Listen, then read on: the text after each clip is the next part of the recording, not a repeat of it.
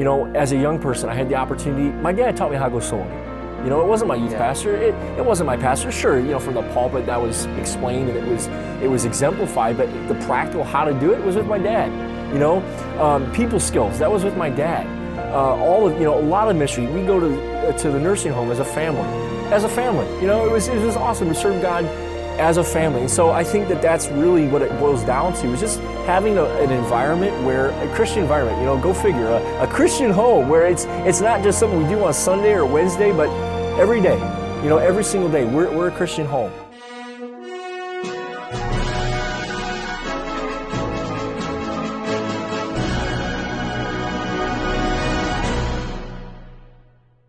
Welcome to another edition of Maverick University. I'm your host, David Hallberg. Joining me today is Brother Keith Putnam. Brother Keith Putnam is a missionary to Brazil and grew up at Northwest Bible Baptist Church and is a graduate of Providence Baptist College in the year of 2015, along with his wife, Jamie. And we're glad that they are here with us. They're on furlough and getting ready to head back to the mission field. Yeah. And so the bags aren't quite packed yet, but getting there. No, they are.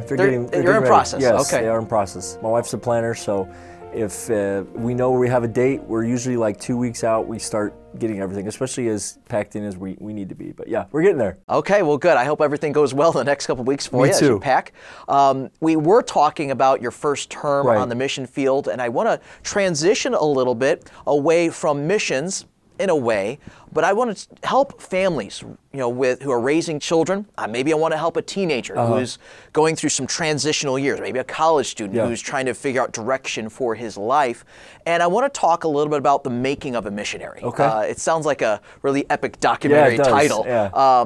But I want to talk about your personal story. How is it that you ended up on the mission field in Brazil? Obviously, this is not something that you wake up one day and I think I'm going to be a missionary to Brazil. Right. What was the process? Yeah. What made you even want to be interested in full-time Christian work? Because many are the kids who grow up in a Christian home, going to good churches, who turn their back on even the concept of going to church and being a spiritual person, maybe even turning their back on God himself. I'm not sure. But what were some of the things? If you could kind of start us at the beginning, what's your story? So I had the opportunity to grow up in a Christian home, and I'm very thankful for that. Both my parents were saved in their early 20s. Then they decided to go to Bible college after both of them had already gone to secular university. And so growing up in a home where there was that heart. My dad was never called to ministry, but he always had the heart that, Lord, if you want me to go, I'll go. You could call me. I'm willing to go. So I'm thankful for that. And when I was 6, my dad led me to the Lord. So obviously starts with salvation. That's the most important thing. And my dad, I remember distinctly on a Thursday night in February of 1999, a couple of years ago, and back in the 90s, right? But my dad led me to the Lord. And then when I was 9, we actually had a missionary that came and stayed with our family during our church's missions conference. Now, you asked about, what would make you want to do that? What would, where would you come off with having a propensity for ministry, And I think really what it boils down to is just what our home life was. And obviously we had a great church, Pastor Gomez, preaching ministry, the ministries that we're able to be involved in, but really just our home life was to serve the Lord. Now, whether that be as a lawyer, whether that be as a doctor or a pastor or missionary, whatever it was, both my parents wanted us as kids all to do God's will for our lives. So my parents never pushed me into ministry. So I think that was certainly helpful. It wasn't like, hey, you're going to be a missionary someday. But we always had, we used to house missionaries in our homes. And I'm very thankful for that because we had direct exposure to missionaries, And so we had a missionary stay with us. I was 9 years old. He was in Brazil. And God began to work in my heart about Brazil at the same time. Actually, it was shortly after we had 2 Brazilians in the church. Okay? Really? Okay. God doesn't put people in your path on accident. Sometimes we think, well, this experience, and this person, but, I'm going to do this. And, God's obviously got a plan for your life. You got to follow that. But God puts experiences in your life on purpose. Not only that, our churches through the years supported a good number of missionaries to Brazil. So I had exposure, again, to Brazil, to the ministry. And so I surrendered to go to Brazil as a 9-year-old boy. Obviously, at 9, I didn't know exactly step by step how I was going to get from, Mrs. Johnson's, 3rd grade classroom to, Taubaté, Brazil, where we're at. But I knew I had a general direction that's where God wanted me to go.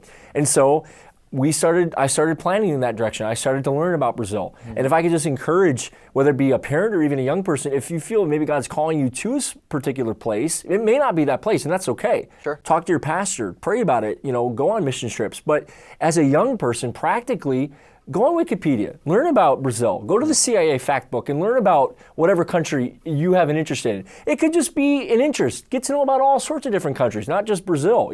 I'm a Wikipedia rabbit hole guy. I love to read about stuff. And so, back in the day it wasn't Wikipedia, but it was the Britannica encyclopedias. Yeah. I love that kind of stuff. Learn about the flag, the culture, the language, just random tidbits of history, that sort of thing. It's helpful to have an interest. But then at the same time, that's the practical side of it. But talk with your parents, talk with your pastor. And if I could just encourage the parents, that call to Brazil was, I don't know if for my parents it was ever scary. They didn't know I was going to be the first one to get married in the family. They didn't know that I was going to be the first one to have grandkids. When we left for Brazil, there were no other grandkids. And so there are only 2 grandkids are going, 6,000 miles away.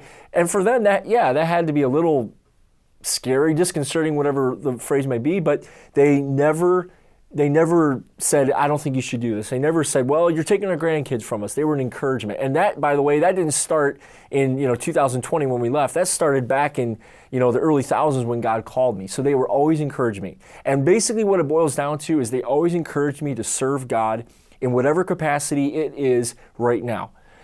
As a young person, I had the opportunity. My dad taught me how to go soul winning. It wasn't my youth pastor. It wasn't my pastor. Sure, from the pulpit that was explained and it was exemplified, but the practical how to do it was with my dad. People skills, that was with my dad. A lot of ministry. We go to the nursing home as a family.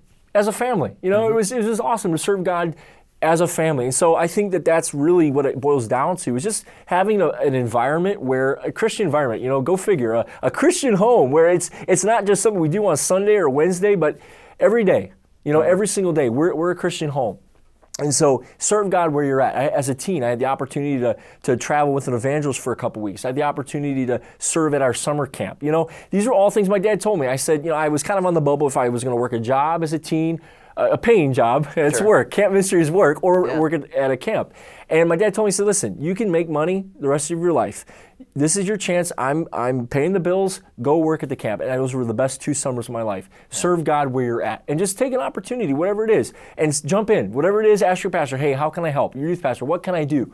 And you don't have to be the best, but be available. And that's really what God is looking for, availability. You don't have to be the best, but available. I like what you said about the family life, and we take it, some Christian families may take it for granted that their children are being influenced to the positive, being involved in ministry at church, but that encouragement doesn't need to just be there.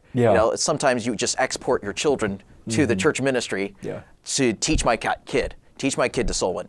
Teach my kid the ministry. Well, no, I like how you talked about how your dad was the one who trained you to go soul winning. It was your dad who, so when you went into youth group and you started soul winning, it was not something new. It was just a reinforcement of something that was already taking place at home. So we're talking about your youth, your interest in Brazil. Was there ever a time, in your youth and high school years where maybe you had some kind of a setback, or maybe some doubts about where God would have you go, or what God would have you do? I mean, making a decision as a 9-year-old. I mean, there's many years past before you're on the mission field. Were there some years of doubt?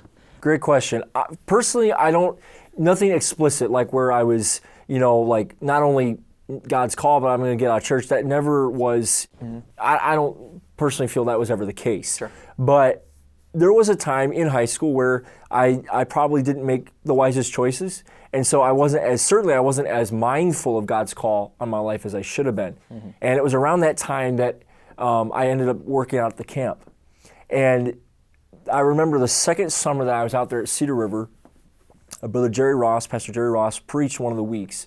And I don't know why, but I was grilling each day, I grilled a couple times, and every time he just came over, and as I was grilling, we talked for like a while, a long time. And it wasn't necessarily ministry. I don't even remember what we talked about. It wasn't ministry stuff necessarily, but I remember that week in particular was just kind of a turning point, really solidified in my heart that, I want to serve God. Not only do I want to serve God in Brazil, but I want to serve God with the rest of my life. And I remember that very distinctly. And it was his preaching, but it was more than that. It was just the time that he took with me personally. And that just meant so much to me.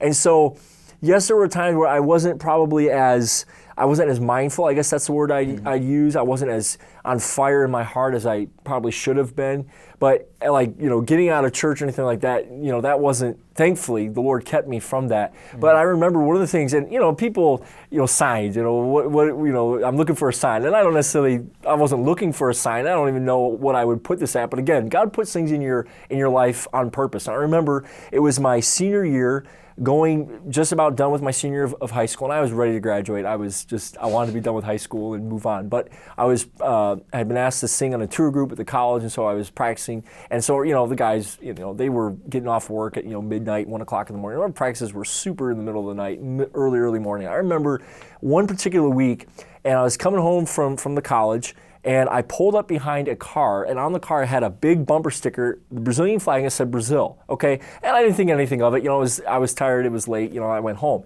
And I don't remember if it was every night that week, but at least twice more, that car was in front of me with that bumper sticker. Again, I don't necessarily believe in, God's not going to write something in the sky, but I remember at that time, I was getting ready to go into college, I was kind of anxious. And it was like the Lord was like, hey, I have this for you. Just one more little reminder. I don't even know what you classify that as, a sign or whatever, but just mindful. God doesn't make a mistake. That didn't happen by accident. I don't think so anyway. It's just, hey, I have a plan for you. You have to be patient, And so really that was helpful. And certainly once we got to college, being under the classes and the teaching and all that, and man, it was like that heart was coming back. And then 2014 I had the opportunity to take a missions trip. I didn't go to Brazil, I went to Panama, but even then I was there in Panama, had a great time. I was there for 3 weeks, a friend of mine and we had a great time. I love the families we were with. I would love to go back someday to Panama. But the whole time I was there, it was like, I don't know what it is, but it was like, nope, this is a great place, great country, but this is not where God wants me to be. I love Panama, wonderful people, beautiful country, needy place, certainly. But it was like Brazil, Brazil, Brazil the whole time. And I prayed about it, Lord, if you want me to come to Panama, I'll come. But the whole time, it was like, nope, Brazil. And so I never had peace about it there in Panama. Okay. And then just, again, coming back and taking a mission trip finally to Brazil. I went to Brazil twice before we arrived in country. And just the moment I was there, just not easy, but I knew this is exactly where the Lord wanted us to do. And as He opened doors and made things very evident to me that that's exactly where the Lord wanted me and wanted us to be as a family. That's good. Thanks for answering that question for me. Let's transition over to your college years. Okay. That's where you're in Bible college. I imagine you enrolled as a missions major. Yeah, I did. And we have a lineup of missions courses that try to help prepare missionaries for the field and what they're about to do. So on that theme of the making of a missionary, when you look back at your classes, what were some things that, now that you're a missionary on the field, man, that's so true. Right. I didn't think that was that important. And now I realize how important it was. Sure. What were some things that were presented in a classroom environment, or maybe not in a classroom environment? Maybe it was just one-on-one conversation with Pastor Harrison, our missions instructor. What were some things that really influenced you and helped you in your college years? So that's a really interesting question, because one of the things that I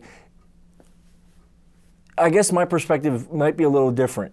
I came to Bible college knowing I wasn't going to go if God changed His direction for my life, but I knew that Brazil was where I was going to go. So I had done some preparation in advance, but I can't say this class, that class, but I think it's more of the heart that I caught from Brother Harrison. And it wasn't just Brother Harrison. Obviously at the time, Doc was here, and the man was loved missions. He loved missions. Obviously, Pastor Gomez, Brother Angel, just the exposure that I got to missions and really a missions conference, I think probably as much as anything that week of taking advantage of talking with missionaries, whether it was someone on deputation, just a couple years ahead of where I was going to be, or way down the line, years and years and years on the field. I think it was catching their heart that, you know what, God's call, God has a plan for me, and way bigger than me, way bigger than Keith Putnam, is getting the gospel to people that have never heard the gospel. Whether it be a religious country like Brazil, where they have access to the Bible, or a place like the Middle East, where there's seemingly no apparent access, to the gospel and to God's word. So I think it was that heart of, we got to get this done. The urgency of the hour, we got to get this done. And that wasn't just the classroom. Again, that was Saturday bus, that was soloing, that was in conversations with students, that was in conversations certainly with my pastor, that was in conversations with the teachers, and seeing their heart that, hey, we got to be serious about God's call for my life. And again, not waiting until I get to the field to serve God, but serve God right now where I'm at. What if I never made it? What if I never had graduated? What if I never finished Bible college? Yeah. And I died, or the rapture happened. Well, then what?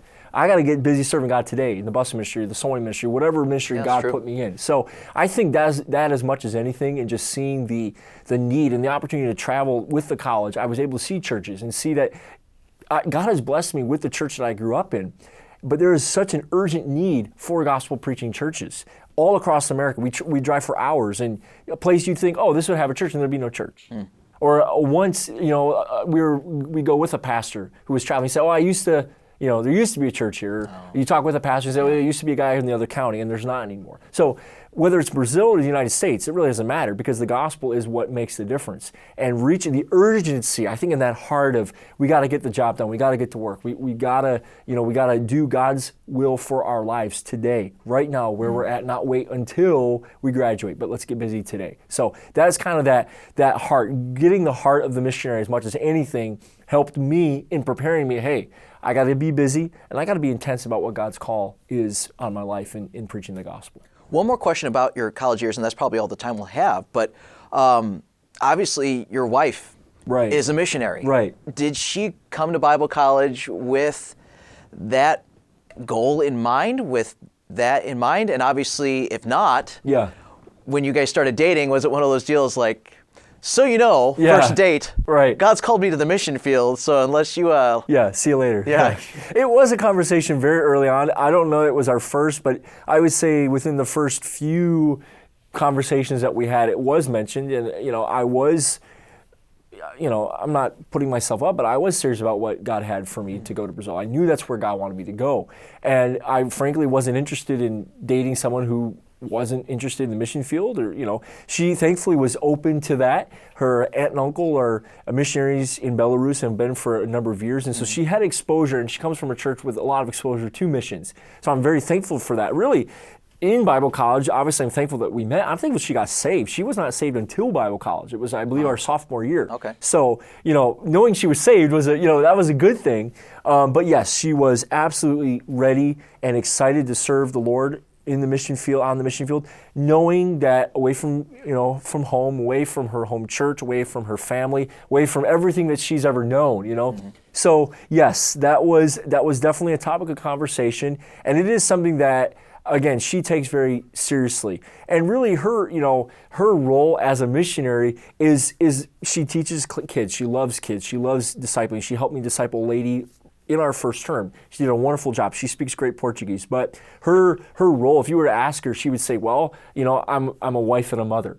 And as the Lord gives me opportunity to minister to women and children, I take those. But she has done a wonderful job of being a wife and a mother and enabling me to fulfill that calling that God has put on my life of serving the Lord there in Brazil. So yes, that was definitely something that we talked about early on in our relationship. I bet so. Well, thank you so much for joining us. We appreciate having you in. Dave. Appreciate it. And we'll pray that God blesses you in your second term as you travel there and start some new ministries. Amen. So if you want to check out some of the other videos we have on our YouTube channel, please do that. Make sure you like, you comment, you subscribe, and also check out our audio-only platforms as well. Wherever you listen to your podcast, you'll find us there as well. Thank you so much for listening and watching.